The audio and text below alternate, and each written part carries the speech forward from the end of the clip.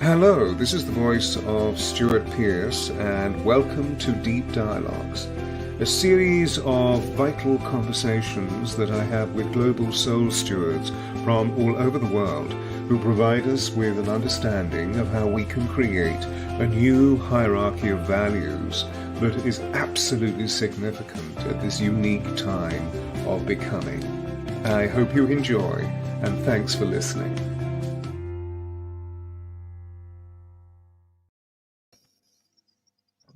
Hello, everybody, all the wonderful people that are out there on Facebook, YouTube, and whatever live stream we're operating today. Hello, Robin.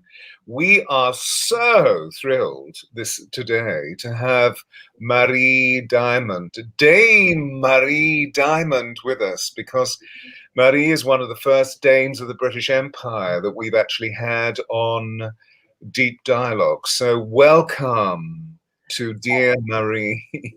Thank you so much. We're so happy to be here.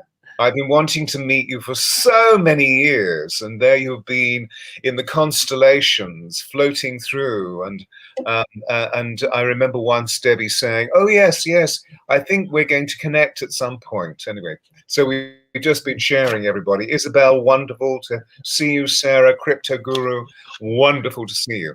Let me introduce Marie formally, and then she and I are going to have this wonderful conversation. Dame Marie Diamond has a global presence as a transformational leader, motivational speaker, best-selling author, and one of the world's most brilliant Feng Shui energy masters.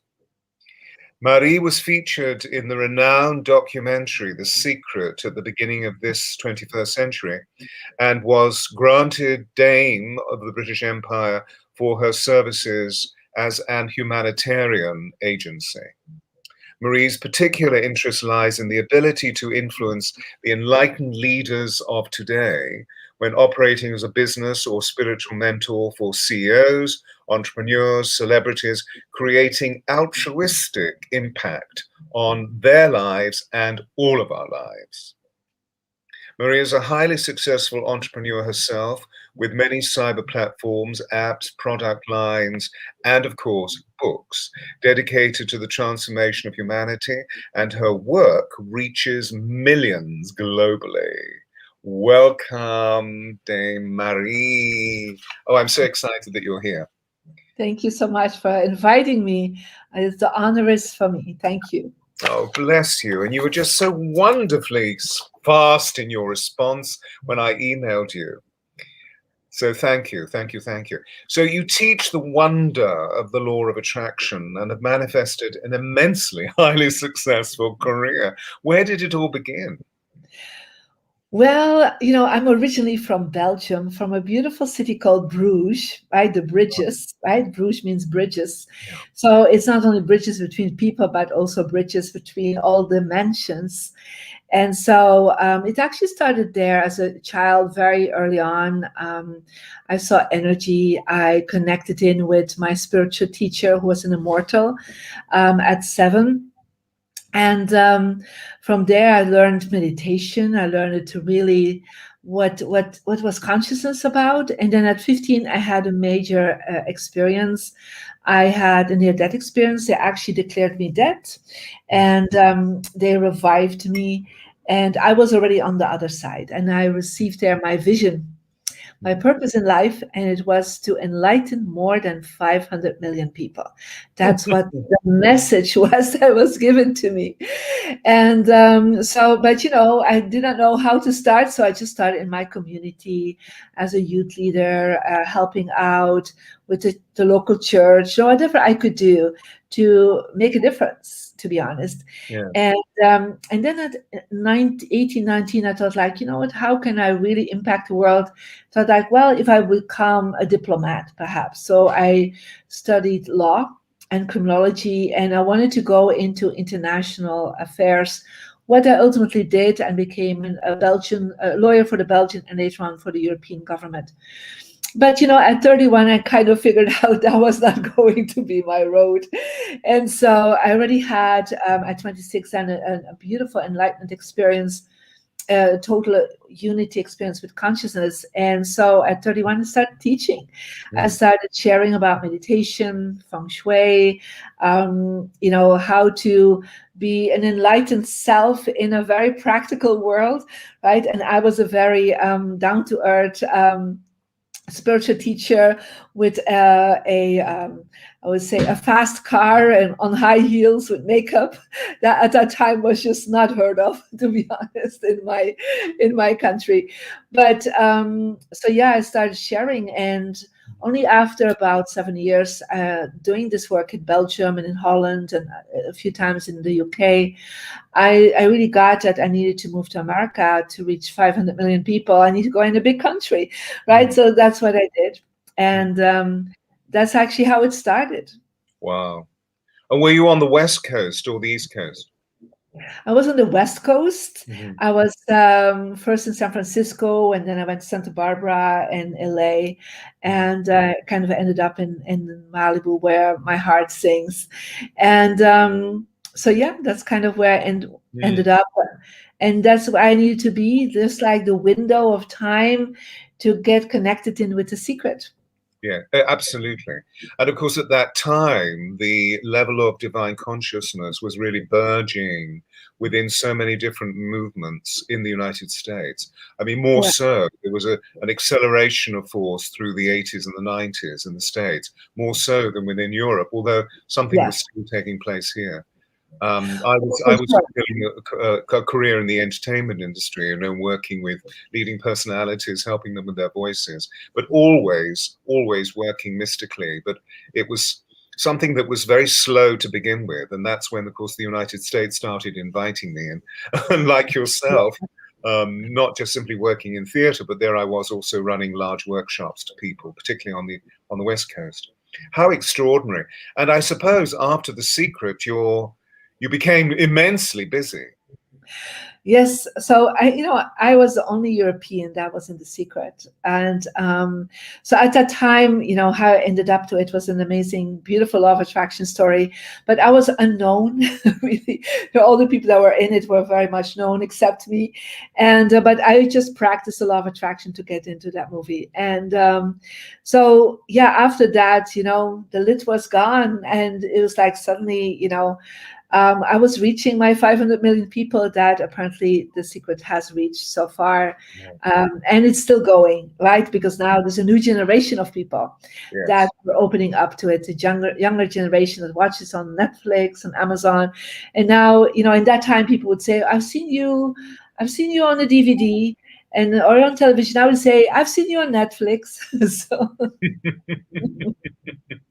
It's what wonderful dissemination. And it was an extraordinary vehicle. I remember I was teaching in Dubai at the time, and at a Mind, Body, Spirit festival with Deepak. And Deepak said to me, "Have you seen The Secret?" And I said, "Well, often actually." And he said, "No, have you seen The Secret?" I said, "What do you mean? What is it?" And he said, it's a DVD that I've got. Come to my room afterwards and I'll show you." They didn't ask me.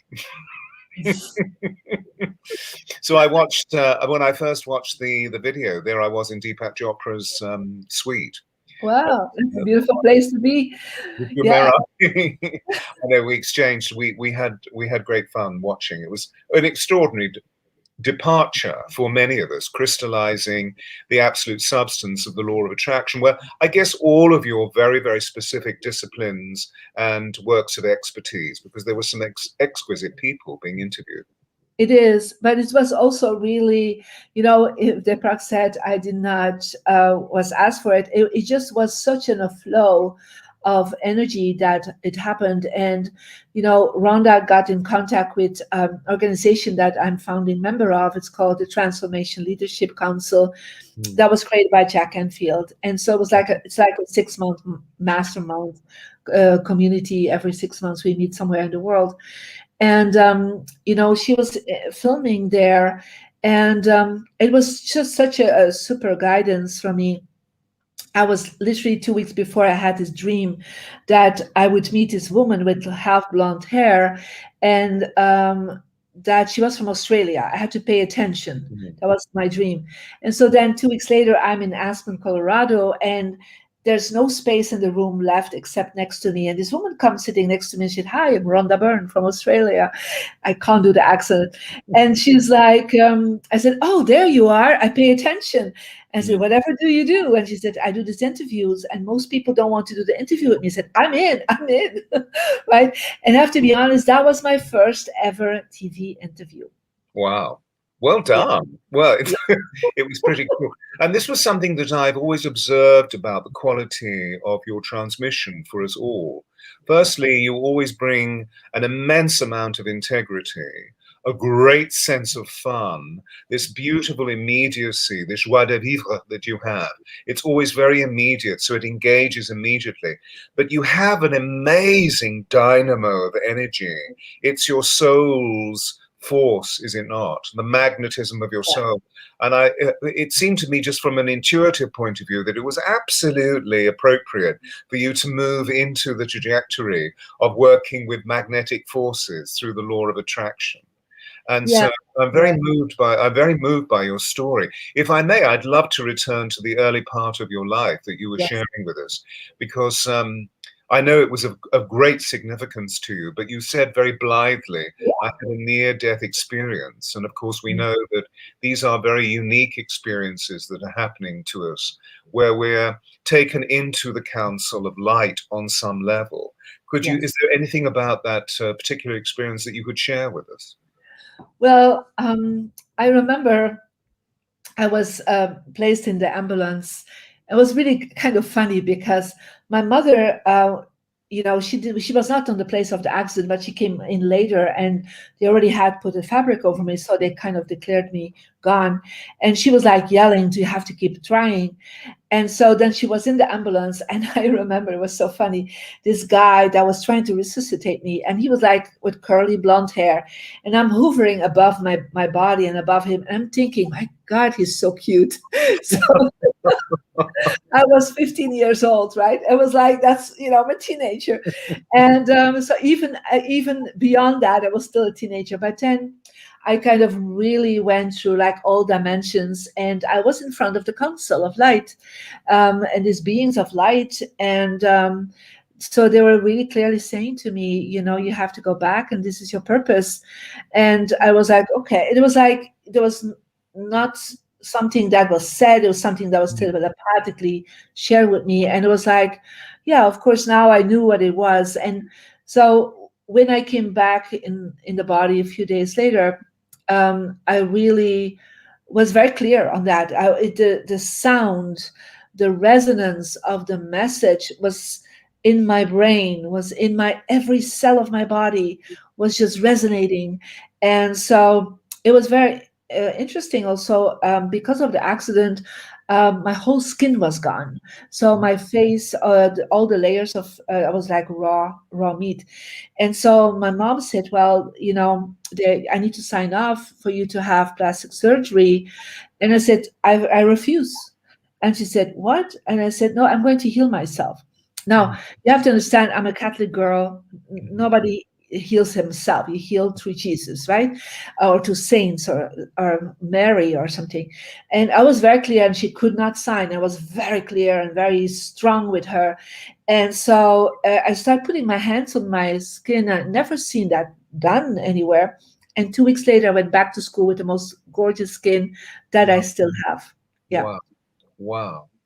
So Wow. that was actually the result of me being in that field of Yes. super consciousness and healing and light. It was so transmitted in me. And from that moment on, I just knew, and I was in daily connection with the Council of Light after that. Yeah. Yes. Yes. So the fusion that you received in the incandescence of your soul is the vitality that I was talking about earlier, this dynamo that I feel within you. And I've always felt it coming right from your heart and the upper solar plexus area, just burning through. And here you are describing. And also you mentioned during the beautiful trip through your early bio, you mentioned that you had an immortal teacher. Yeah. Yeah. So at 7, I was in a playroom, and suddenly this being was standing there, and he said, "You know me as Merlin." And so I'm like, oh, there you are. So I was like, oh, there he is again, right? So, and then later on, he explained to me that he was also known as Saint Germain. Yeah. And so he would come into my room. My mother would hear him, but she could not open the door when he was there. Now, the door was not locked, but it was like a force field. Yeah. And she heard him speak. Yeah. And she was a big fan of Saint Joseph. So there was like very connected with that energy. And so he would come in, teach me something, and then I don't know how many times he came because I was a child, but he was teaching me meditation. He was teaching me how to transmit energy. So he taught me about the violet flame, of course. And I asked him one time, why did you come personally to me? I mean, who am I for you to take all this time? And he said, well, there was nobody teaching on that level in your country. So I had to come. There was no way for me to instruct somebody else to come to see you because you were, first of all, too young. So they had to come in a different direction to see me. And so, yeah, is always still my divine master. So. I'm so excited because he is my master and has been I know. 35 years, which is why we're having this conversation. Because as soon as we met, just, ladies and gentlemen who are listening in, Marie and I just met. I feel as though I've known her all my life. We've just met 20 minutes ago, 15 minutes ago. And immediately I knew. the master's here. I was already told by him. Yeah. So anyway, we have a big conversation, which I'll share, of how he came through to me, which was really in the late 80s when I met the Angels at Glastonbury tour. And he came in the most, I know that was interesting. Did you hear that? Yes. Suddenly that frequency coming in. And it was a replay or echo of my voice, but actually it's the master coming in and saying, hey, hi. And so this was in 1987 during the harmonic convergence. And in 89, that's when he stepped in. And immediately I became involved in the reconstruction of Shakespeare's Globe Theatre on the South Bank. So I was master of voice there for 15, nearly 20 years. Oh, wow. And so I was steeped in medievalism, steeped in Rosicrucianism, steeped in alchemy, and steeped in, of course, the master in the form that he was in there as Francis Bacon, which I believe, I'm sure you do as well. He wrote the plays, not the glove maker from Warwickshire. However, back to where we were. So we'll meet up and we'll exchange. So what's wonderful is this extraordinary spiritual incandescence that you carry within you, which evidently has allowed the most powerful parts of your own incarnation to draw to you magnetically where you need to be, whom you need to be with, and what you need to be being, so to speak. Because I was going to ask you, did the Feng Shui practice come first, or the law of attraction? What magnetized what? Or did it all happen together? Well, I would say the law of attraction, I was aware of visualization and attraction already when I was 7. That's like the first 8 years. But it was actually when I had that near-death experience, and a few months later, Saint Germain showed up again, and I was quite cross with him, to be honest. I was like, why did this happen? It's like, why did all this happen? I mean, I've gone through this difficult time, and also after the accident, my short-term memory was gone, and I was really, from a straight A student, suddenly a straight F student. I couldn't memorize anything anymore. And he just said very, very nonchalant. He said, "You had bad feng shui, Marie." So, and I'm like, okay, what's that? And he just pointed out I was in the wrong room, and I was sleeping the wrong direction. I had the wrong images around me. And I said, what do I do? And he said, well, there's another room available in the house. And I said, oh, yeah, you're right. My brothers had left, and they always had fun in that room. And I was really lonely as a teenager. I was bullied at school. I was too religious and too spiritual. And I was number 1 in math before. So I was like quite nerd for a lot of people, right? And So he said, like, why don't you move there and do these colors? And he kind of told me that one of the incarnations that they never speak about, that he had been a feng shui master thousands of years ago. And so he's the one that really put me on that trajectory. And for like about 16 years, he gave me some basic things. And then when I was 31, it was my birthday. And in the post,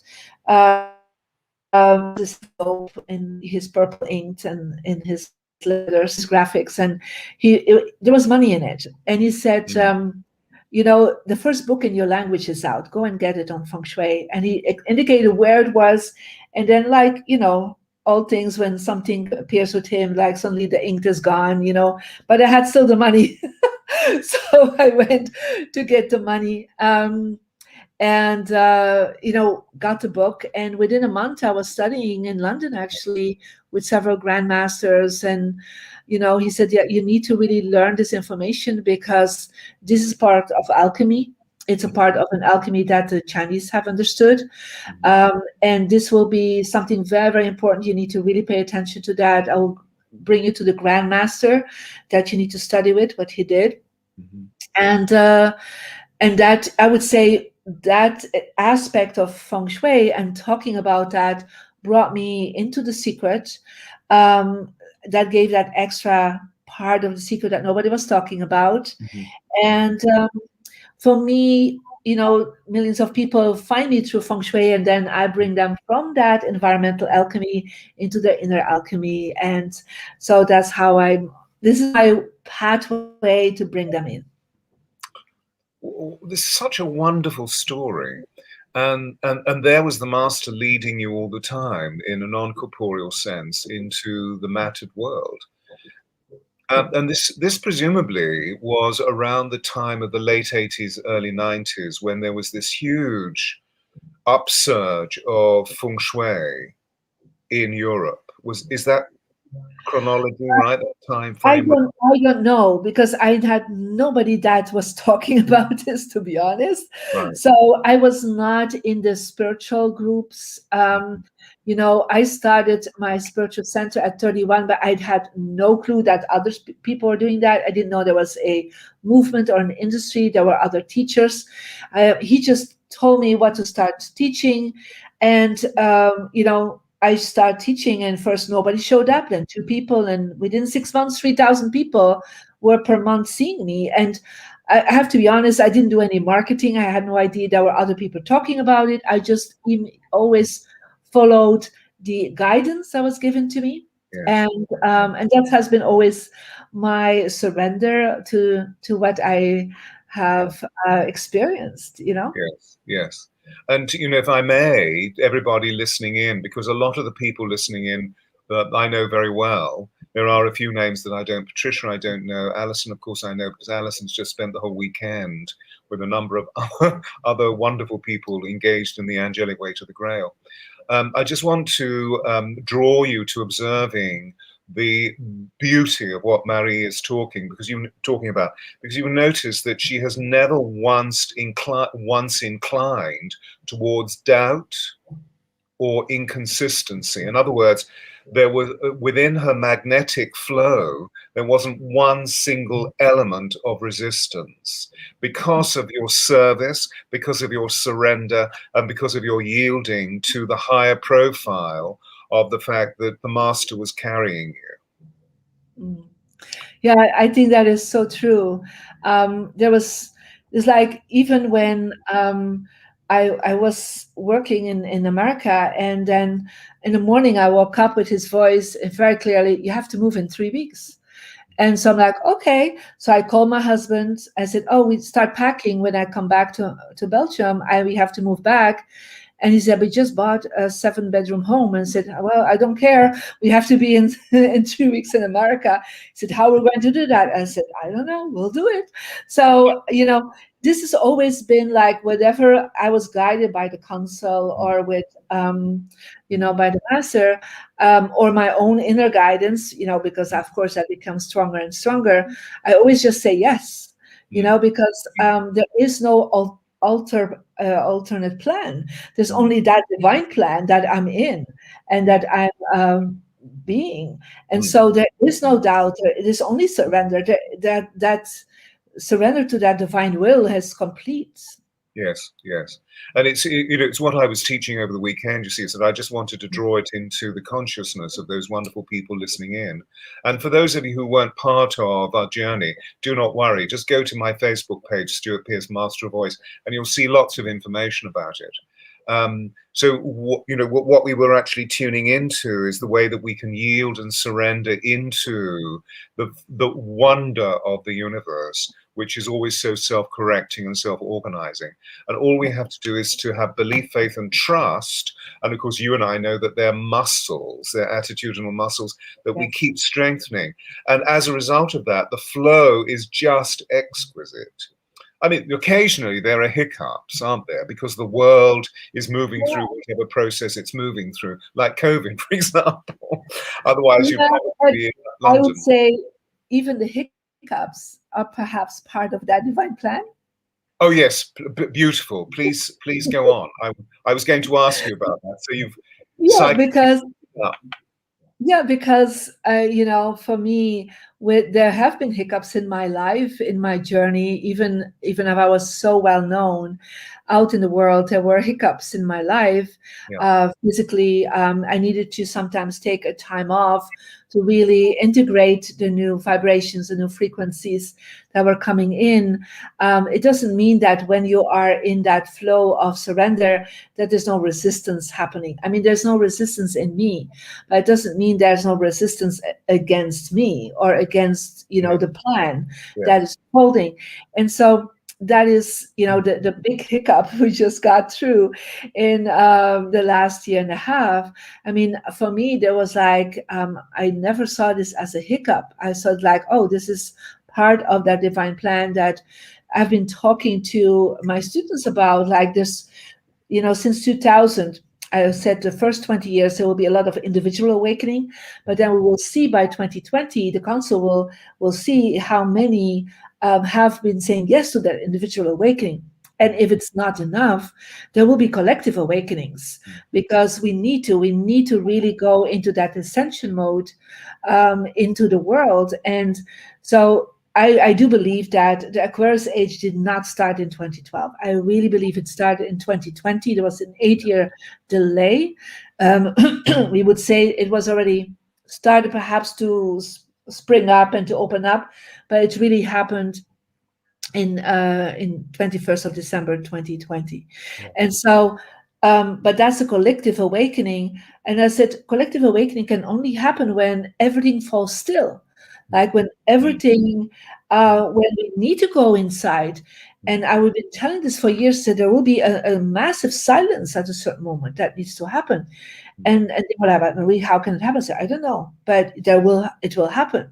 There will be a standstill, and that's a standstill we had, because it's only when we are standing still with ourselves, like what I had to do in the accident. I had to stand still, right?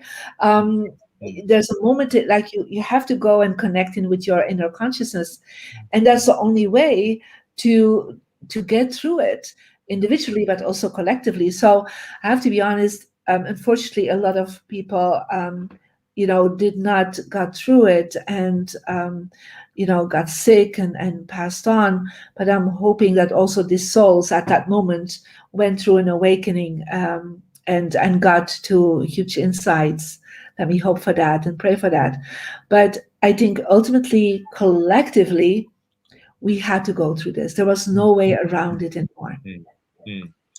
This is a ravishing point. Thank you for making it. And I wonder if you could perhaps take us slightly further, a deep dive into what you feel is so significant about stillness. Well, for me, the most beautiful sound is stillness for me. Yeah. So because when it's the noise and the voices from the outside world, can be wonderful to listen to, right? But it can also be distraction for some people, and a distraction or a amplification of the ego and the personality. And so in the silence, That's why in the ancient times, the prophets would always go into the desert. They would go into the retreats, because it's in that retreat moment, if that's silent time for yourself, or it's with like-souled and like-hearted people in retreats, where you're a little bit away from the voice and the noise of the earth around you and humanity, that you can really listen to that voice of the divine that is speaking in you. That voice is always speaking, but you Mm, don't hear it. Yeah. mm, It's like I always compare it with, like, what if everything we say and think and feel is printed out, mm, like on paper? mm, I mean, literally, we that voice is somewhere in the text, but we mm, can't see it. It's overwhelmed mm, by the other noise and voices that are out there. And so, but when we come to the silence in ourselves, even if it's learning how to be silent, even if it's 5 minutes every day, it's one of these muscles we have to, enforce and strengthen. mm, Then suddenly the printer will show up, all the other voices will be gone, and the mm, only words that will show up is the voice of that inner self, mm, and from the higher self, and the creative forces of the light that want to guide you. mm, And but most people cannot hear it. So for me, it's the most beautiful sound. mm, mm, mm.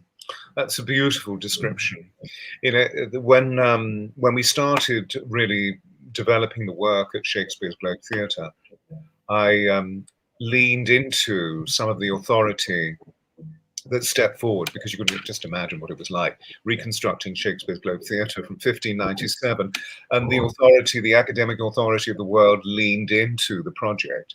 So we had to create very, very clear academic boundaries, or energetic boundaries. Yeah. However, um, one of the most delightful thoughts I heard was actually from a man called Richard Green, who was the Lord Mayor of London in 1597. And he said that all speech was decorated silence. Mm. I love Because that. isn't that wonderful? Because Yeah. at that time, again, there was a stillness that rests, because this is a time before the noise. This Mm. is a time before the machines. So they would have measured their lives through the church clock, or through the town crier, or the church bell, I should say, the Yeah. town crier. And natural sounds, the movement of a wheel, probably a wooden wheel against a dirt track, the neighings of horses, the splashes of the water at the tank, etc., etc. And so it's extraordinary to see that the whole of that remarkable language that helped to develop so much of the internal constitution of our consciousness over these 450 years arose out of silence. Mm. Yeah, and it still does, So it's one of the things that more and more people perhaps experience that also through the COVID time, right? Because their communications were different. They were not so much in touch with people anymore. Digital was a little bit different. Because we have now not just created disturbance from the world, but also digital disturbances on top of it, right? Yes, yes, So where we need to take a distance from things around us. yes. And so this week I've been blessed by this beautiful pigeon that came to nest just at my window. And her noise, yeah, she's just preparing for her little one egg to come out. And I really pay attention, like, oh, am I too busy again in the noise? Because if I can't hear her, then I'm not in silence. And so nature reminds us of that constantly, but most of the time we don't hear the birds anymore. And people say we don't hear the birds, but it's because they're not listening. They don't hear the sound of the wind in the trees because they're not in silent enough to hear it. Yeah. So there is so much beautiful natural wavelengths that are out there, frequencies, but we just need to really sit down and take time off to listen. And I think that recalibration has happened, and I hope it will remain. I'm perhaps very hopeful, but let's hope so, that more people will be open to this now. Well, that's a beautiful prayer, isn't it? To bring us all into the mindfulness. So people hear this, please and say the prayer regularly, because we're really talking about the fundament, aren't we, about how we can begin to balance this aspect of duality, to balance the left and right brain, detach, feel stillness, observe, rather than constantly running forward and doing. We need to do and be so that we can hear the sounds of nature. And of course, the feng shui of nature also enhances and amplifies the inner stillness, doesn't it? So by being in nature, can you tell us a little bit more about the essence of what you feel is so powerful about feng shui? Well, for me, feng shui was really to bring more people into enlightenment. You have to understand, my feng shui master, grandmaster, told me there are three aspects to align yourself with consciousness. And the first part is a spiritual alignment that we can do through meditation, through prayer, through rituals, by being in sacred places and temples, by connecting in with our soul purpose, by clearing our karma.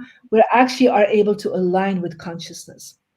The second part is we can connect and align in by having the right mindset, by feeling the right way, in gratefulness, being, releasing all the negativity of our mind and our thoughts, but also in doing things, by doing good, right? By being of service. We can be in that alignment with consciousness. But he said, most of the people don't understand that the place where they live, the place where they pray, the place where they be, is actually also responsible for 1/3 of the alignment. And so sometimes people work on the spiritual side and then they work on the, what I call more the human side, what people would call the human potential side. And then they're hitting kind of a ceiling because their environment is not helping them to reach to that higher frequency. And so when I really understood and did the feng shui, my master said, you were able to reach enlightenment at 26 because your home for the last 11 years was uplifted so much, because I was not able to go to India to hang out in the temples, to be in the ashrams of the enlightened masters. That was just not possible, financially not, socially it was just not available for me. And so he said to me, if you understand that your home can be the temple, the energy foundation, right, for the enlightenment to happen. And that happened for me. And so what I then understood is that, when I bring feng shui in and I start doing that with my students, because a lot of them, they went to beautiful retreats, did wonderful work, and I saw them like going to a higher frequencies, and then they went back home and the energy field started weakening, right? And I felt like if I could just uplift that enough so that they can sustain that light that they experience, right? And now that so many people do spiritual work from home, yeah, or they are online with beautiful teachers like you and me, we need to sustain it. The moment that connection is done, we need to sustain that, yeah. And he said to me very clearly, there will be many going to India, many going to Tibet, but if the billions of people need to lit up, right, to that light, they cannot all go to these places. It has to happen at home, where they are. And he said, that is your work. This is how you bring diamond feng shui, is really to create an enlightened home, so that enlightenment on a collective way can happen. So for me, that is the essence of feng shui. Beautiful, beautiful. And so it's a radical thought that is really significant for us today as we move into this vastly changing magnetic field right at this day. I mean, this summer solstice day. There's something that the angels gave me, which I wrote out and put on Facebook, which I'll send through to you on an email later. However, the point is that you're reminding us of the fact that whereas before we have gone into the patriarchal union of the temple or the church or the synagogue or the place of worship, but actually now what we're doing is we're redefining our own sovereignty. we're unplugging from the patriarchy because it's no longer serving us in the way that that it has done for our forebears. And as a result of that, we need to really be of the conviction of creating the temple of our home and allowing the domestic to have its own wonderful flowing purpose, but also balanced with the reverence of what temple life is actually all about, so that we engage in the devotion, the dedication, and the discipline of refining the energies, of loving those refinements, and of extrapolating all of those degrees so that the vibrational field is constantly allowing us to be supported and therefore to see how we can be still to tune into whatever voice we know will teach us, just as you've been sharing with us about the master's voice coming through so acutely. Yeah. It's wonderful because not enough people are saying, literally committing ourselves to the reverential, to the sacrament. It is. I feel if I may just share with you, today I was called to an errand, to a meeting and to an errand from Chelsea into the West End. For those of you who don't know London, I mean, I went into downtown. And of course, offices on this land are still, office workers are still not fully occupied within the buildings, as we know.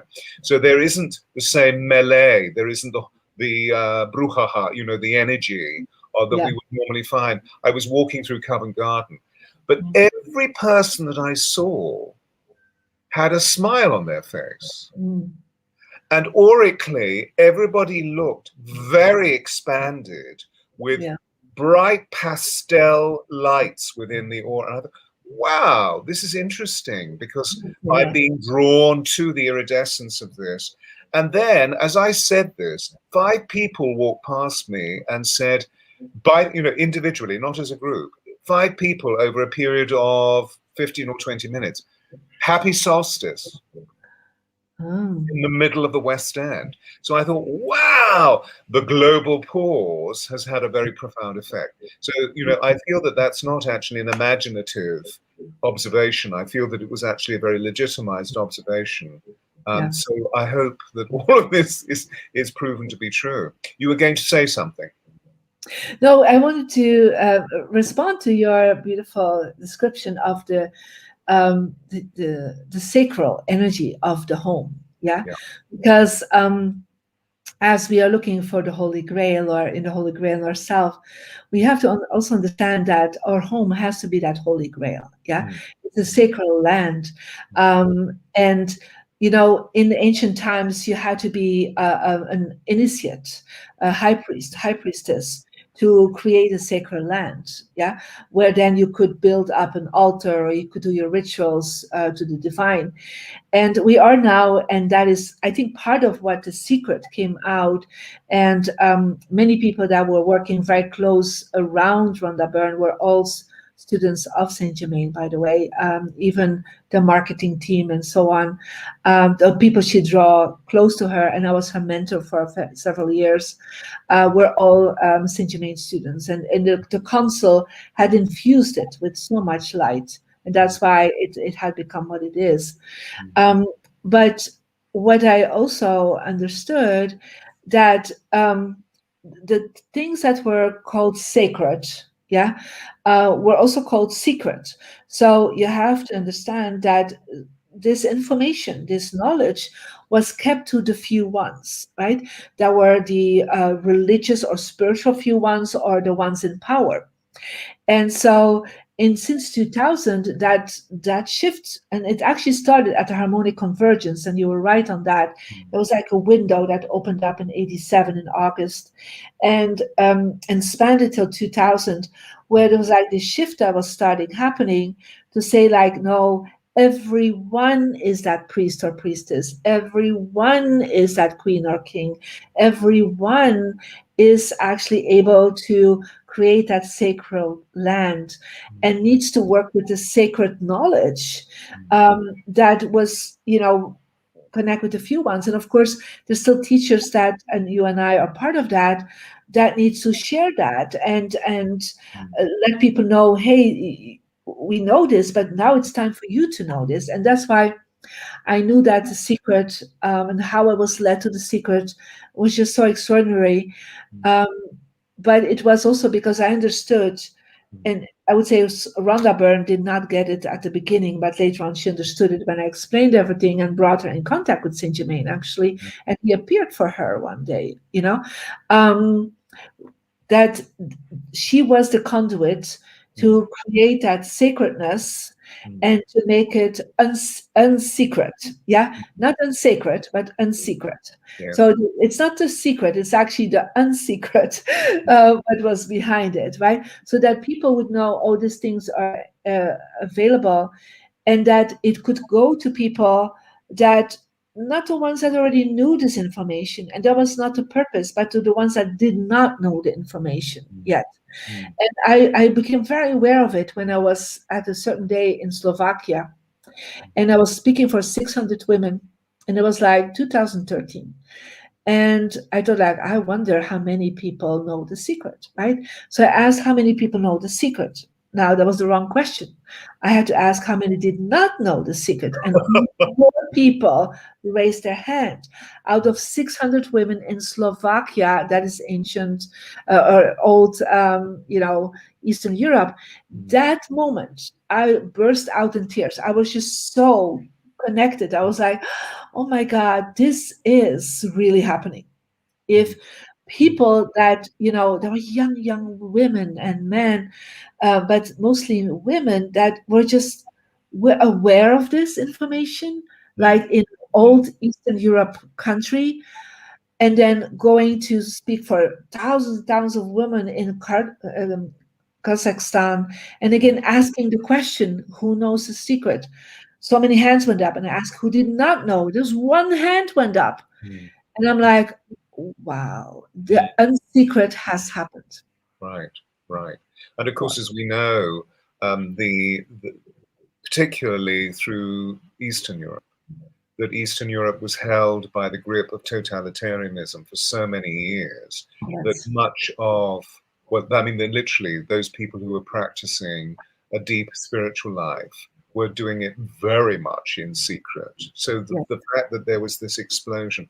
I also spent quite a lot of time through Slovakia and Ljubljana working, and it started off with 3 people in the room, and then suddenly there were 30 people, and then suddenly there were 300 people, and meeting some very beautiful, particularly young women who were beginning to, who are very, very old souls who are beginning to burgeon.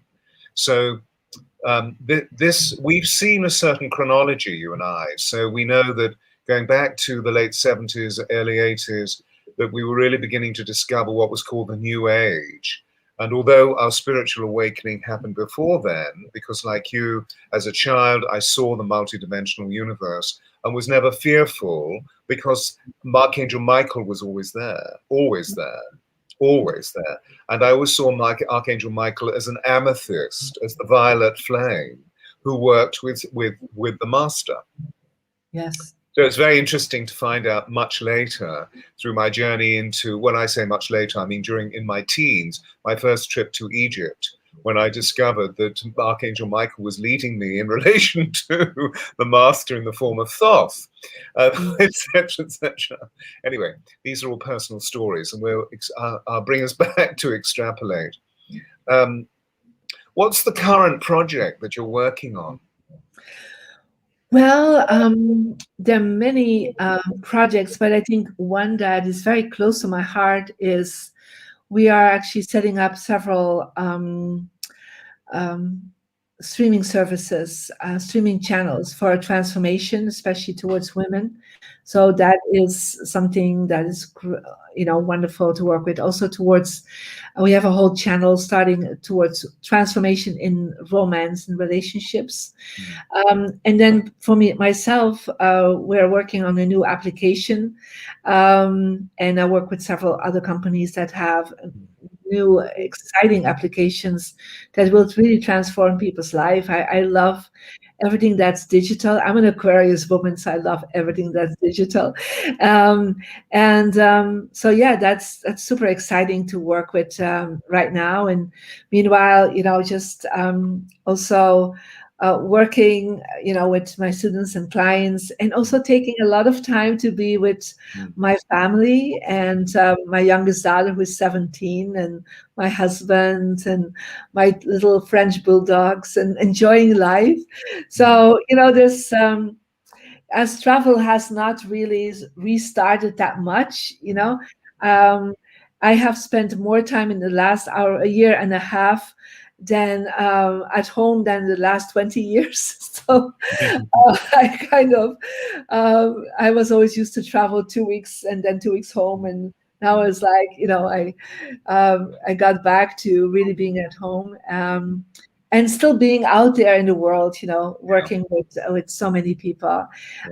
This has been a super exciting time. And, I remember when I was in the 2000s, I thought, oh, this is why I had to be here in this time of age. And now I'm like, no, that was not the time. Now is the time where I'm here. But this is the time I've been waiting for, what everybody was waiting for. So I'm super excited. Yeah. And so we'll go deeper into this later, because I don't want anybody moving away from our conversation. But you've just heard one or two wonderful indications of what Marie is doing.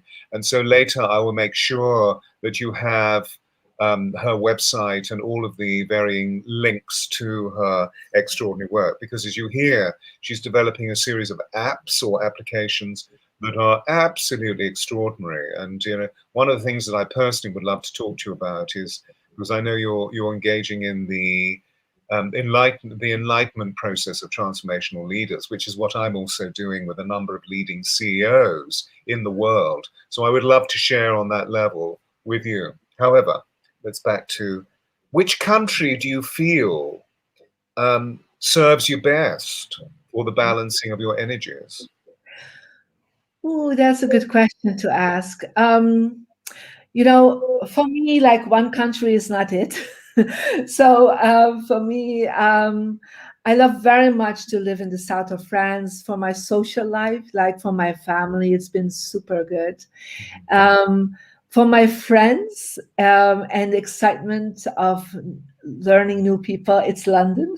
And then my spiritual place, where I am the most happy as an enlightened being, is Malibu. Because I have there the beaches that when I meditate, I'm just so in sync with everything. So that's why I always move between the three of these places. I have that blessed opportunity to do so. But wherever I am, I'm always totally aligned and happy. But it's just, there's just different aspects, I would say. When I go to London, I party, and see all my dear friends, and and I hope to see you very soon there. I hope so. I mean, I'll certainly be here in the summer, so I hope we can get together. And these three epicenters that you've spoken of are completely in alignment with Diana. She loved the south of France. She also loved the ancient energies, or the historic traditional energies here, and had a great circle of friends, but was actually talking about buying a house in Malibu. I didn't know that. That's new to me. And I thought, well, what goosebumps, huh? What a Yeah. prophecy! Because of course, Harry, one of the reasons why she wanted to buy the house was A, because, as we know, it's absolutely exquisite, overlooking the Pacific, but B, because she wanted the boys to have a second home, because they're all very sportif. I mean, she was a fish. She was always swimming. Being a Cancer, always swimming. Every day she swam. So the boys are also similarly so, and they love surfboarding and, at that time, frisbeeing and rollerblading. So she was thinking, so it's very interesting that Harry and Meghan have ended up in Montecito, because, as we know, it's just so beautiful that they have a wonderful view of the Pacific. So they're, again, looking west. It is. It is, and it's a beautiful area, Montecito. I lived there a couple of years Yeah. in Santa Barbara, in actually a side street from where they are now. Right. It's a gorgeous area. I have several friends in the same street. Um, so, perhaps she's living through them, right? Some of her dreams out. Absolutely. She is so present at this time, and particularly with the celebration around her 60th birthday on July the 1st. It's quite extraordinary because my book is, as I was saying to you earlier, coming out on the 28th. It was going to be the 15th of this month, but it's the 28th. So it's just in time. And I cannot tell you, it's been so extraordinary meeting so many members of the US press. I've been on national TV 5 times. I think there's another one tomorrow on Fox News. They are just so eager to hear about the information. So there's a wonderful level of support for Diana, the Voice of Change. And of course, it is about helping women to find their voices and therefore to move forward into the liberation of their own consciousness, utilizing their sovereignty. I tune everybody into their note, do you see, that we each have a specific note. So unfortunately, we're drawing towards the end of this wonderful conversation. And I wondered if there anybody in our gorgeous audience, you're all being so fantastic, writing things of agreement and concurrence. Is anybody, oh, bless you, Patricia, is every country hold a part of one's body? For example, Britain is the heart of the world. Oh, well, that's nice. Well, it is the Earth Star chakra of the world. So maybe that's what we're feeling. And of course, Glastonbury is renowned to be a major node in the crystalline matrix, the heart chakra of the world. But many people, of course, as we know, have other theories. Are there any questions you want to ask Marie? Please do put them into the chat box. So Marie, do you have a prophecy for the developing council of the next 12 years? Well, we are really in this new Aquarius age, and this is not a male Aquarius age, it is a female Aquarius age, yeah? And so that is why more than ever, the feminine energy, not just in women, but in men also, right? Or whatever gender you choose to be, that energy will really, I'm not saying revolutionize things, because I think revolution is behind us, but it is a deep alignment that is reconstructed, an alignment that probably hasn't been around for, probably 10,000 years or more. Yeah.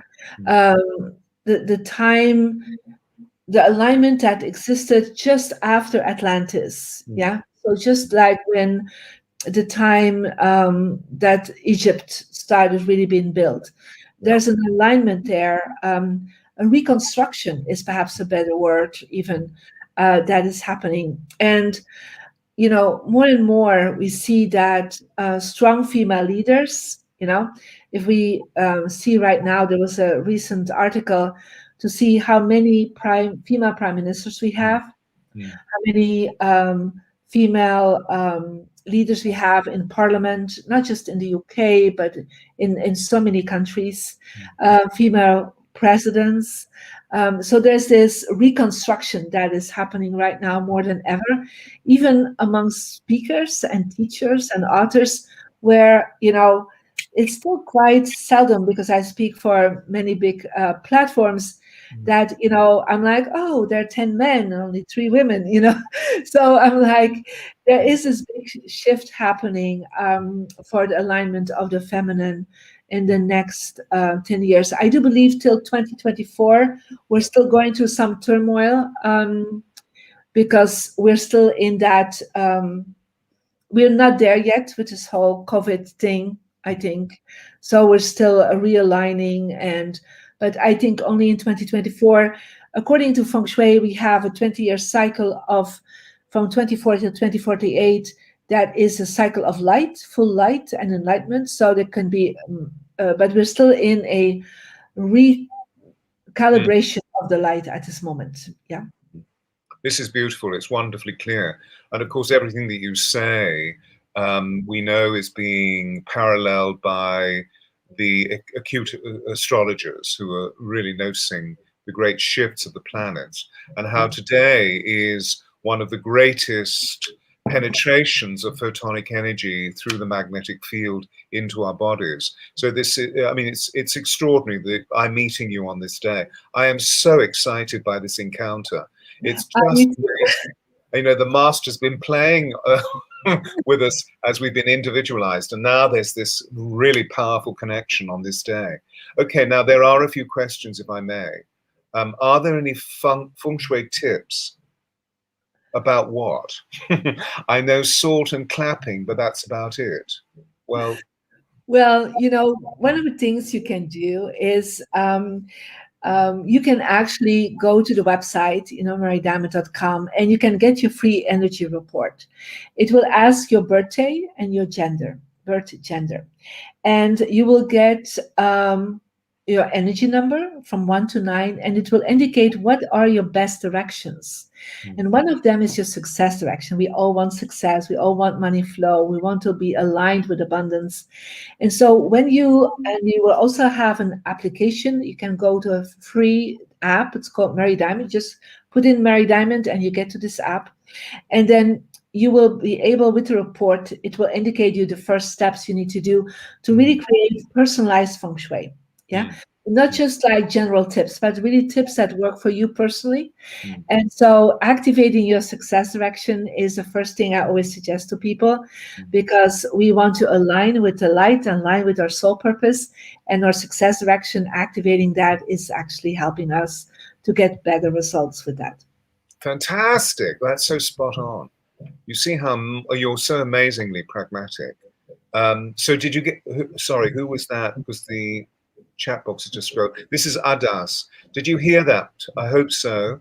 So everybody, I want you to go to Marie's site, not now, afterwards, and go into what she was just describing, this personalized report, or download her app. It is free, which is an extraordinary, generous token from this inestimable lady. What happens if we are unable to align with our energy number? Spaces in my bedroom don't match up. Well, you try as most as you can, and if you cannot do it in your bedroom, then you do it in your office, your workspace, or your living room, right, or your dining room. The more you start adding some good feng shui tips to it, the better it's going to be. So just give it a try. Beautiful. And then Patricia is saying, Marie, you are so divine, and I'm overwhelmed by love. 'Tis rather strong how one can calm it. How can one calm it down? I've got a perfect solution for that. But anyway, Marie. Drink some water. Exactly. Okay, drink some water and align your body. Get the pranic cord absolutely aligned and spend at least on 3 actions. Breathing really deeply and chanting Ho through your base chakra, and you'll feel the energy go all the way down into the bedrock. Any other questions? This is a vast transition period. Robin, Stuart, please have Dame Marie back. She will be back, I'm telling you. I have anything to do with it. Infinite blessings, yes, and we've come to the end of our time together. So bless you, firstly, to Dame Marie for being with us. I mean, what a joy, everybody, yes? To have this beautiful lady with us, and just this iridescent light pouring out of you. It's just been so exquisite. And to you all, bless you for following this program, and all the thousands of people that I know will be tuning into the recording. So you can find Marie. I will make sure that her website is on the Facebook page, as you'll see it on YouTube. And it is www.marie, M-A-R-I-E, diamond, diamond.com. Now, you have other websites you like people to visit? No, that's the one. It's very simple. Yeah. And of course, as Marie was just saying, you can also download her app. So go on your apps later. Bless you, everybody. Namaste, namaste, namaste. Thank you so much for being here. My heart is just filled with joy. Thank you for the great solstice present that is given to me. Is meeting you. Thank you. Bless you. Thank you, everyone. Bye. So stay where you are, please. And bye-bye, everybody. Namaste, namaste. Until next Monday. Oh, next Monday we have Dr. Raymond Moody, who is just an amazing gentleman. A again, very, very famous octogenarian or nonagenarian, maybe in his 90s, who is really one of the great pioneers of the life beyond life. Whether it be in NDE or indeed moving into the transubstantiation of the soul and being able to move into areas of precognition. He's absolutely extraordinary. So farewell, everybody. Thank you, Ryan. We'll close down.